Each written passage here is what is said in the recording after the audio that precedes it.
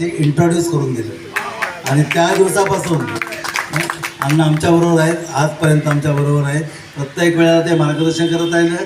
Odds events येत केलात नाही असं नाही आहे, तरी पण म्हणजे सगळं काम कन्स्ट्रक्टिव्ह झालेलं आहे. आणि त्यावेळेला आम्ही जे 19 लोक होतो, त्या 19 लोकांनी साथ दिली ती अण्णांच्या सहकार्यामुळंच झालेलं आहे. हां, त्यामुळं अण्णा होते, रामभाऊ होते आणि बाकी त्यांची जी माहिती आहेत मला असे बरेचसे आता हे नाही आहेत. तर अशा लोकांनी साथ देऊन ब्रह्मा जशना ही संस्था स्थापन केली. आणि ज्या वेळेला आमच्याकडं अगदी काही नव्हतं, 100 रुपये काढून 1900 रुपये काढलं, त्याच्यातून आम्ही ती संस्था रजिस्टर केली, सगळं हे केलं. आणि जे आता संस्थेची प्रगती काय आहे आणि कशी आहे हे तुम्हाला माहितीच आहे. आणि उत्तरोत्तर असा आहे की जो प्रोग्राम होतो, हा प्रोग्राम कालच्यापेक्षा आजचा नेहमी चांगला होता. आणि याच्यामध्ये दादा राऊळ म्हणून सुरेश राऊळ यांचंही योगाचा मोलाचं योगदान होतं याच्यामध्ये. असे अण्णा. आणि अण्णाचं विशेष म्हणजे आहे, अण्णाचा जन्म स्वातंत्र्यात झाला. 15 ऑगस्ट 1947 सालचा अण्णाचा जन्म आहे. त्यांना टाळ्या वाजवा जोरात. त्यामुळं जसं स्वातंत्र्य आहे म्हणून स्वातंत्र्य जास्तीत जास्त फुलत राहील, त्याकरता आपण सगळ्यांनीच प्रयत्न करायचा आहे. स्वातंत्र्य जन्म काय साधी गोष्ट नाही आहे. म्हणजे कसं प्लॅन ज्या झाला तर ते आम्हाला काय सांगता येणार नाही आणि सांगत नाही. अण्णाचे काय आनंद माहिती आहे का, अण्णा माझे गावाला आहेत. आमच्या गावात म्हणजे एकच आहे, त्यामुळे सगळ्यांनी पाहिले. हो, बंधू आहे. आणि आता तुझ्याशिवाय दुसरं कुणाला सिगरेट माहिती असणार आहे. आता ते काढू नको तू पण, नाही तर मग आम्हाला पळून जावं लागेल. म्हणजे असं हे अंदाज आहे. आणि आपले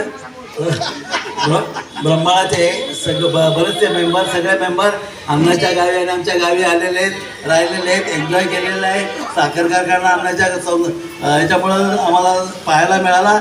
आणि खास साखर कारखाना हा अण्णाच्या गावामध्ये आहे. असे हे अण्णाचं अरुणाचे व्यक्तिमत्व आहे. प्रत्येक क्षेत्रामध्ये ते काम करत राहिले. एकदा इलेक्शन पण लढवली आणि सातत्याने चांगली लढवली. यश अपयश हा वेगळा भाग असतो, पण अशा ह्याच्यामध्ये तरी ते कार्यरत असतात. दिघे साहेबांशी जवळचे मित्र होते. दिघे साहेब त्यांचा सल्ला सुद्धा घ्यायचे वेळ प्रसंगी, बरोबर ना अण्णा?